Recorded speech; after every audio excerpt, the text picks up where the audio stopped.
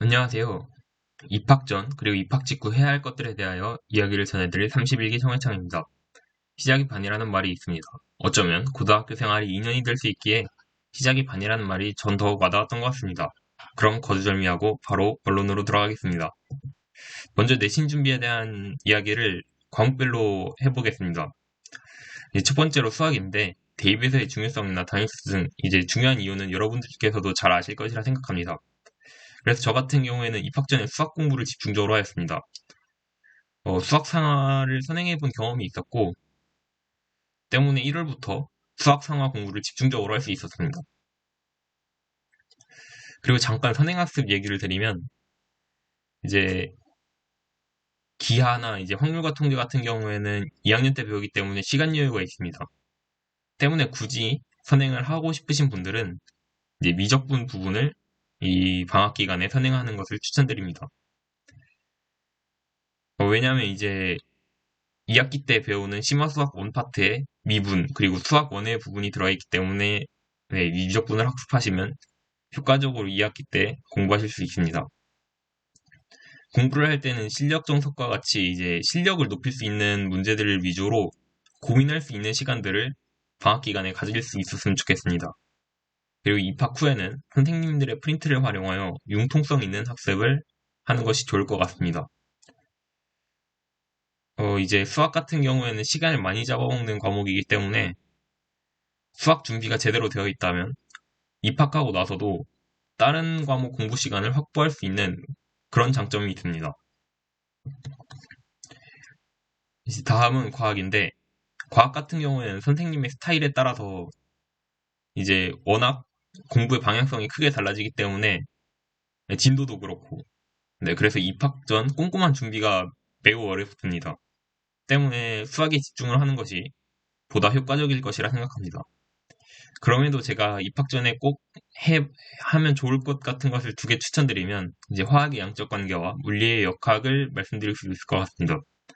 화학의 양적 관계 같은 경우에는 이제 화학은 화투에 걸쳐 계속 등장하기 때문에 한번 제대로 공부해 놓으면 효과적으로 나중에 계속 활용할 수 있습니다. 예를 들어 이제 산과 염기, 중화적정, 이제 산화환원, 기체 화학전지, 반응속도 등 이제 굉장히 많이 활용되기 때문에 꼭 학습하셨으면 좋겠습니다.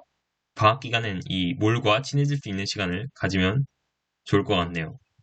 그리고 이제 물리의 역학 부분이 있는데 물리 같은 경우에도 비슷한 이야기입니다. 이제 물리 같은 경우에는 보통 진입장벽이 높다고들 많이 이야기하는데 때문에 이제 한번 그 벽을 넘어서게 되면 앞으로 공부하기는 오히려 더 수월할 수 있습니다. 이제 물리의 역학 같은 경우에도 나중에 이제 회전 역학을 하거나 전자기하학을 하거나 또 이제 뭐 상대성 이론 이런 것들을 공부할 때 있어서 계속 비슷한 맥락으로 활용되기 때문에 물리의 역학도 방학 기간에 꼭 집중해서 학습하셨으면 좋겠습니다. 이제 생명과학, 지구과학이나 이제 물리나 화학의 이제 개념 공부 같은 거는 주로 선생님의 수업을 열심히 들으면 됩니다. 그리고 생명과학과 지구과학 같은 경우에는 이제 보통 프린트를 위주로 공부하게 될 텐데 프린트만 달달 외우면 안 될 것 같습니다. 여기서 중요한 것은 이 만이라는 글자인데요. 프린트를 달달 외우지 말라는 게 아니고 프린트만 달달 외우지 말라는 것입니다. 이제 왜냐하면 이제 굉장히 어렵게 출제될 때가 있기 때문에 이제 수업 스타일이나 난이도에 따라서 도표, 그래프, 그림 등 자료 해석 연습이 필요할 것이라고 생각합니다.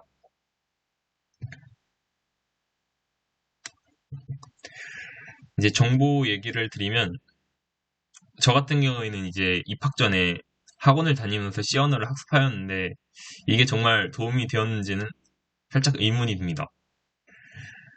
그래서 제가 추천드리는 것은 그 코드업.kr 들어가면 되는데 거기서 기초 백제 파트를 꼭 한번 학습해 보셨으면 좋겠습니다. 어떻게 시험 문제가 출제되더라도 이 기본으로 깔려 있는 내용이기 때문에 네, 정말 중요합니다. 그리고 이제 정보 시험 같은 경우에는 난이도 차이가 많이 나고 이제 과목에 대한 중요성에 대한 의견도 정말 분분하기 때문에 여기서 마무리하도록 하겠습니다. 그리고 국어, 영어, 사회, 한국사에 대한 이야기를 드리면 이제 주로 학생들이 대부분 이과 성향이 강하고 학습도 주로 수학과학 위주로 지금 하고 있을 것이라 생각합니다. 그래서 이제 이 과목들에 대한 걱정들이 참 많으실 텐데요. 어, 입학 전에 준비를 못하는 것에 대한 걱정은 크게 안 하셔도 된다고 생각합니다. 입학 후에 학습해도 충분하기 때문입니다. 이제 그렇다고 공부를 하지 말라는 게 아니고 입학 후에는 꾸준히 복습을 하면 정말 좋겠지만 그래도 시험 일주일 전에는 적어도 시험 일주일 전에는 공부하셨으면 좋겠습니다. 그리고 이제 학기 초 탐구에 대해 이야기를 해드리면 전람회나 RN이 등 이제 학기 초 3, 4월에 신청을 하게 될 것입니다. 이 신청을 할 때는 그냥 좀 해보고 싶은데 하고 막 신청하면 안 되고 자신의 시간 관리 능력이나 의지 등을 고려하는 것이 중요하다고 생각합니다. 이제 혼자 하는 탐구가 아니고 여러 명이 같이 하는 탐구이기 때문에 그 나머지한테 피해를 끼칠 수도 있고 잘못하다간 이제 내신을 놓칠 수 있기 때문입니다. 그리고 아직 서로에 대해 잘 모르는 시기이기 때문에 정말 신중해야 함을 이제 말씀드리고 싶습니다. 이제 또 그냥 별다른 얘기는 아닌데 학교 입학하면 설레서 밤에 스탠드 켜고 공부하는 친구들 사실 저도 그랬고 그랬는데 사실 학교에서 제공하는 시간이 정말 부족한지 생각해보면 답은 정해져 있는 것 같습니다. 뭐가 옳은지는. 근데 정말 이건 스타일의 차이기 때문에 뭐가 사실 답이다라고는 말씀드리기 어려울 것 같습니다. 그리고 개인적으로 굉장히 중요하다고 생각하는 것은 적당한 긴장감을 가지고 생활하는 것입니다. 학교에 입학하면 약간 긴장 상태에서 아침에 눈도 잘 떠지고 수업 시간에 졸리지도 않고 할 텐데 시간이 지나면 이제 긴장이 풀리기 마련입니다. 그래서 이제 적당한 긴장감을 가지는 게 중요할 것 같고 또 어떤 경우에는 너무 긴장을 많이 해서 학교 생활을 좀 힘들어하는 친구들도 있는 것 같은데 항상 적당한 긴장감을 가지면서 좀 긍정적으로 학교 생활을 할 수 있었으면 좋겠습니다. 그 이제 입학하고 선배들한테 들었던 얘기가 기억에 남습니다. 이제 중간고사를 보고 정신을 차려보면 1년이 다가 있다는 말이 있는데 사실이었습니다. 아마 지금부터 중간고사까지 기간이 가장 시간이 느리게 가고 힘겹게 지나갈 수 있는데 이 시간들을 잘 보내서 앞으로 행복한 학교 생활을 할 수 있기를 기원합니다. 감사합니다. 네, 안녕하세요. 33기 신입생 여러분. 저는 여러분께 충무과학고 입학 후 생활에 대해 설명할 31기 신현섭이라고 합니다. 네, 그럼 지금부터 이제 충무과학고의 교과 내신, 그 다음에 비교과 활동에 대해서 안내해 드리도록 하겠습니다. 네, 먼저 말씀드릴 내용은 충무과학고의 정기고사, 중간 기말고사인데요. 일단 저희 학교는 한 학년에 50명이 조금 넘는 관계로 좋은 등급 받기가 생각보다 매우 어렵습니다. 근데 중학교 때랑 사실 별반 다를 게 없어요. 여러분들이 가지고 계신 최적의 공부 방법으로 공부해 주시면 되겠습니다. 다만 한 가지 방법이 있다면 선생님께 귀 기울인다는 점, 이게 매우 중요합니다. 선생님의 말씀, 선생님 필기, 그 다음에 선생님이 나눠주신 유인물, 그 다음에 중요하다고 체크해 주신 거, 이것만 잘 챙겨도 최악의 성적은 나오지 않아요. 그 다음에 저는 이렇게 했는데 이거 참고만 해주세요. 일단은 시험 2주 전부터 과학은 시작했는데 그 이전까지는 수학의 정석, 그 다음에 블랙라벨 이런 것들과 함께 이제 수학만 주구장창 했습니다. 그 다음에 과학은 시험 2주 전부터 문제풀이 위주로 했어요. 그 다음에 수능 특강, 자이스토리 이런 문제집을 여러 번 꼼꼼하게 풀면서 문제 푸는 속도, 그 다음에 정확도 차근차근 쌓아 올렸던 것 같습니다. 그 다음에 국어, 영어, 그 다음에 사회 같은 이런 문과 과목들은 시험 1주 전부터 거의 매일매일 하면서 빠르게 이제 체화시켰던 것 같아요. 두 번째는 수행평가입니다.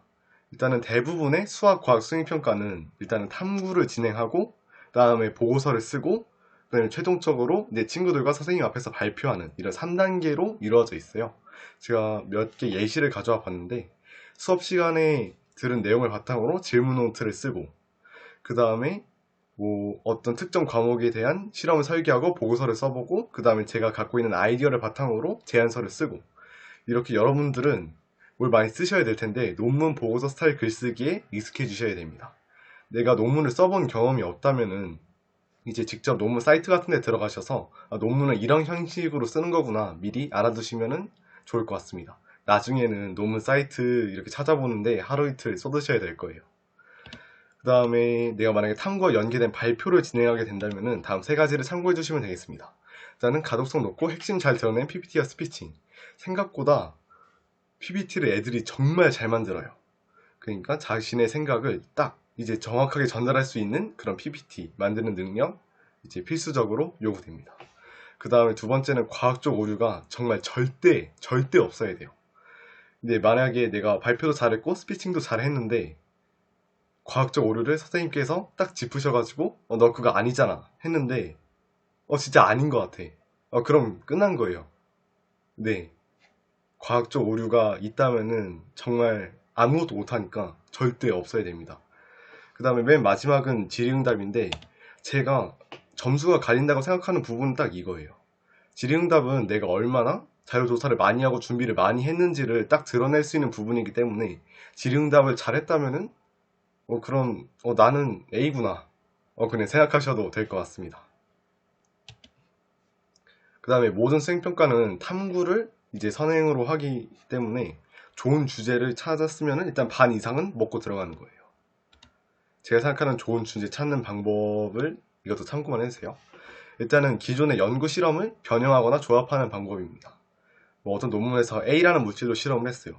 그러면 성질이 비슷한 B라는 물질을 해도 될 가능성이 매우 높거든요. 이렇게 기존의 연구를 변형 또는 특정 실험을 이렇게 뽑아 와가지고 내가 원하는 결과물만 이렇게 딱 낼 수 있게 조합한다든지 이런 것도 이제 자신의 아이디어가 될 수 있습니다. 그다음에 저는 사실 실험을 변형하기보다 제 스스로 이제 만들어내는 경우가 더 많았었거든요.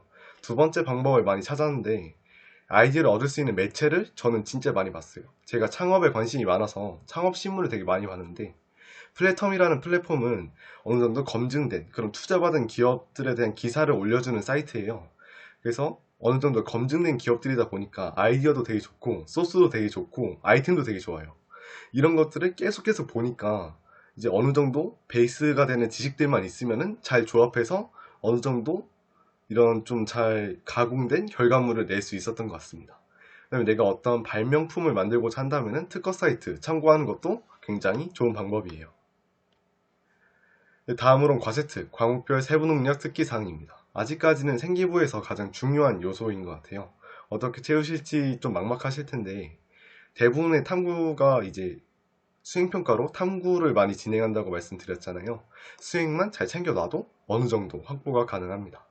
그 다음에 동아리에서 진행 활동이 교과와 연계되어 있다면은 이제 동아리와 이제 세특에 적절하게 분배해서 이제 기재하는 게 가능하고요. 근데 만약에 이제 자기만의 과세특을 조금 이제 만들어 보고 싶다 하면은 노력이 조금 들어갑니다. 다음 세 가지를 참고해 주시면 될 것 같은데요. 일단은 대회 출품작을 이용하는 경우가 가장 포멀한 방법이에요. 이제 대회는 어느 정도 기간을 두고 탐구를 하는 거고 진입장벽이 높기 때문에 자신만의 세특을 원한다면은 가장 좋은 방법인 것 같습니다. 그 다음에 독서 활동과 연계된 활동, 이제 독후감을 쓴다든지 아니면 독서 토론을 한다든지 이제 책과 연계된 활동을 쓰면은 매우 좋습니다. 저는 이 세 번째 활동을 주로 진행했는데요. 관심 분야와 연관된 활동을 자체적으로 진행한 다음에 선생님께 이제 어필하는 방법입니다. 내가 만약에 생물 시간에 신경계에 대해 배웠으면은 딥러닝과 신경에 간 연관성에 대해서 레포트 하나 딱 쓰고 이제 제출. 그 다음에 내가 만약에 지구과학 시간에 별에 대해 배웠으면은 항성의 특성에 기반한 이제 쟤는 주결성이야, 얘는 백색해성이야 이렇게 판단할 수 있는 딥러닝 기반의 분류기를 만들어서 보고서 쓰고 딱 이제 제출. 이렇게 하면은 선생님들도 굉장히 잘 반영해 주시는 편입니다. 그 다음에 이런 모든 활동은 전부 다 교과 내용과 관련된 수업 시간에 직접적으로 배운 내용과 연관성이 있는 활동이어야 된다는 거 꼭 알아두셨으면 좋겠습니다. 그다음 제가 자진동이라고 써놨는데 자율활동, 진로활동, 동아리 활동이에요. 자율활동은 본인이 자율적으로 진행한 활동 아니면 학교에서 주관하는 교육봉사라든지 명사 초청 강연 등이 있겠죠. 그 다음에 진로활동은 본인이 진로 탐색 또는 희망 진로와 관련된 활동을 기재해 주시면 됩니다. 그 다음에 동아리 활동은 동아리에서 진행한 활동을 써주시면 되는데 우리는 이제 동아리를 최소한 2개 이상 하게 될 거잖아요. 그래서 여러 동아리의 활동을 잘 섞어서 본인의 입맛에 맞게 가공하시면 되겠습니다. 그 다음에 이 부분에서는 자신의 관심 분야를 명확하게 드러내는 게 중요해요. 이제 저 같은 경우에는 코딩 동아리, 그 다음에 물리학 기반의 시뮬레이터도 한번 만들어 봤었고, 그 다음에 여러 가지 디바이스에 같은 인공지능 알고리즘을 올려서 성능을 테스트하는 실험도 진행했었거든요. 이렇게 딱 보면은 얘는 코딩이랑 전기전자공학에 관심이 있구나 이렇게 딱 보이잖아요. 이렇게 자신의 관심 분야, 적어도 물리학, 화학 이런 어떤 틀 안에서 활동을 진행하시기를 굉장히 권장드리는 바입니다. 제가 이번에 입시를 치르면서도 거의 모든 일반 면접에서 동아리나 진로 활동에 대해서 제 관심 분야를 묻는 질문들이 항상 나왔더라고요. 그래서 요즘은 이 부분을 또 자세하게 보고 있는 추세인 것 같기도 합니다. 네, 이제 마지막은 시간 관리인데, 시간 관리만 잘 하시면은 과학고 생활 굉장히 편할 겁니다. 여러분들은 이제 앞으로 시험 공부도 하셔야 되고, 뭐 수행평가, 대회준비, 동아리 활동 등 굉장히 많은 활동을 진행하게 되실 거예요. 과학고 생활은 매우 바쁩니다. 이제 결과적으로는 공부할 시간 확보가 이제 굉장히 어려운데, 시간 관리를 얼마나 잘해서 얼마나 공부 시간을 잘 확보하느냐가 여러분들의 경쟁력이 될 것입니다. 이제 제 시간 관리 팁을 이제 몇 개 적어 왔는데요. 저는 학교에서는 공부만 하고 이제 수행평가는 다 주말에 했어요. 실험 같은 거를 제외하고 무슨 PPT 작성, 뭐 보고서 쓰는 거 전부 다 주말에 몰아서 했습니다. 이렇게 학교랑 그 다음에 이제 집에서 할 일이 명확하게 구분되다 보니까 공부를 좀 더 효율적으로, 능동적으로 잘 할 수 있게 된 것 같아요. 그 다음에 아침, 점심, 저녁 시간 이렇게 밥 먹고 난 뒤에 시간을 잘 활용하는 게 중요한데, 대부분의 수행 과제 제출이 뭐 1교시 시작 전, 그 다음에 1교시 후, 뭐 이렇게 되는 경우가 많기 때문에 아침 시간까지는 과제를 할 수가 있어요. 그래서 좀 일어나는 게 힘들지만 일찍 등교해서 이렇게 빠릿하게 이렇게 이제 하다 보면은 굉장히 꿀입니다. 저는 거의 맨날 그렇게 했던 것 같아요. 그 다음에 플랜맨이 되자라고 적어놨는데, 이제 계획을 잘 세우고 그 다음에 거기에 맞춰서 활동들을 이제 딱딱 진행하다 보면은 전혀 문제 없이 굴러갑니다. 네, 그래서 계획을 잘 세우고 수행 같은 것도 좀 미리미리 잘 챙겨 놓는다면은 이제 시험 기간에 닥쳐서 부랴부랴 이제 벼락치기성의 공부를 하는 일은 이제 드물 거예요. 네, 지금까지 제가 준비한 내용 다 마무리됐고요. 여러분들의 멋들어진 야무진 충학 생활을 응원하도록 하겠습니다. 다시 한번 입학 축하드리고 앞으로 재미있는 과학고 생활 하시기를 바랄게요. 안녕하세요 여러분, 31기 김은채입니다. 저는 지금 여러분들께 교과의 활동에 대해 설명드리도록 하겠습니다. 일단 먼저 동아리 활동에 대해 설명드리고자 합니다. 동아리는 매년 주기적으로는 아니지만 계속해서 변경되고 있습니다. 2019년에는 전공과 취미로 두 가지로 나뉘었고, 그리고 2020년에는 유레카 동아리라는 새로운 동아리가 새로 만들어지면서 세 가지의 동아리로 분류되었습니다. 따라서 저는 다음과 같은 상황에서 여러분이 각 동아리의 특징을 잘 파악하시고 어떻게 활용하는 것이 효율적인지를 잘 파악하여 여러분만의 포트폴리오로 잘 활용하는 것을 추천드립니다. 저와 같은 경우에는 동아리가 굉장히 다양하다 보니까 저는 하나의 동아리를 집중적으로 활용했던 것 같습니다. 저는 물리 동아리 로고스라는 동아리를 활용하였는데요. 이것이 저의 2019년과 2020년의 그러한 동아리 활동이었습니다. 실제로 이렇게 많다고 생각하실 수도 있지만 실제로는 3분의 1이 완전히 진행되지 못하고 미완료된 상태로 정지되어 있는 것인데요. 그 원인은 아무래도 학교의 다양한 행사나 그리고 다양한 특강이 동아리 활동과 겹치게 되어서 동아리 활동이 중단되는 경우가 굉장히 많습니다. 따라서 여러분께 말씀드리고 싶은 부분은 너무 장기적이고 큰 프로젝트를 동아리 안에서 하려는 것도 물론 좋다고 생각할 수 있지만 그것을 최대한 약간 지양하고 짧은 프로젝트를 다양하게 세분화하여 진행하는 것을 추천드립니다. 또한 저 같은 경우에는 네이버 카페로 이런 동아리 카페를 제작하여서 기록하였는데요. 이렇게 기록하는 습관을 기리다 보면 여러분이 생활 기록부나 포트폴리오를 작성할 때 더욱더 효율적으로 작성할 수 있을 것이라고 생각됩니다. 이제 그 다음은 대외 활동에 대해 설명드리고자 합니다. 대외 활동은 크게 두 가지로 나눌 수 있는데요. 하나는 자발적 탐구와 그리고 하나는 학교와 연계되어서 활동하였던 탐구였습니다. 일단 먼저 자발적 탐구에 대해 설명드리도록 하겠습니다. 저는 크게 자발적 탐구는 스마트월과 관련된 탐구를 진행하였는데요. 시즌은 고등학교 1학년 때 단순히 친구들과 과학고등학교라면 한 번쯤 나간다는 충북과학 전람회를 나가고자 지원을 하게 되었습니다. 하지만 열심히 시험 기간 2주 전에도 하였지만 결과가 좋진 않았습니다. 전국 과학 전람회에는 나가지 못하는 그러한 성적을 얻게 되었는데요.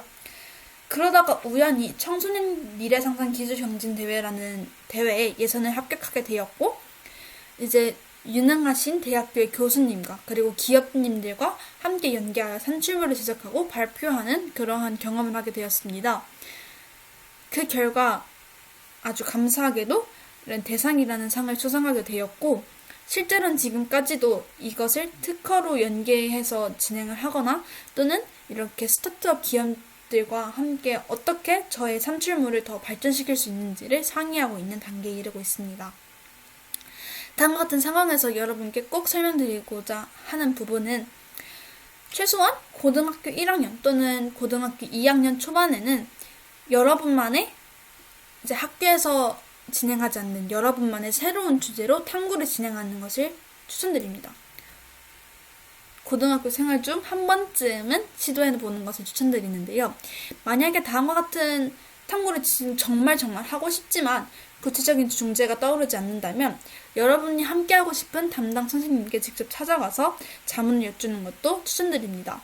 실제로 몇몇 선생님들 같은 경우에는 이렇게 주제를 생각하시고 그리고 여러분께 탐구 계획서를 작성해 와라 라고 하시면서 함께 팀을 꾸리는 경우가 있기 때문에 여러분들도 만약에 탐구를 진행하고 싶다면 주제는 연연히 하지 말고 꼭 한 번쯤은 시도해보는 것을 추천드립니다. 그 다음은 교내 탐구에 대해 설명드리도록 하겠습니다. 교내 탐구도 이렇게 저의 자발적 탐구와 비슷하게 하나의 탐구에서 끝내는 것이 아니라 여러 탐구를 이렇게 확장되면서 진행했던 것 같습니다. R&E 같은 경우도 여러분이 고등학교 1학년 때 필수적으로 드는 탐구 중에 하나인데요.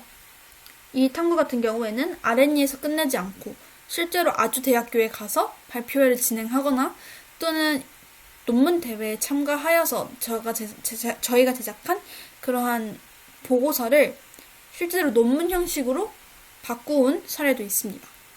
이렇게 교내 탐구를 진행하게 되었고, 이 교내 탐구는 실제로 수행평가와 연관된 대회였습니다.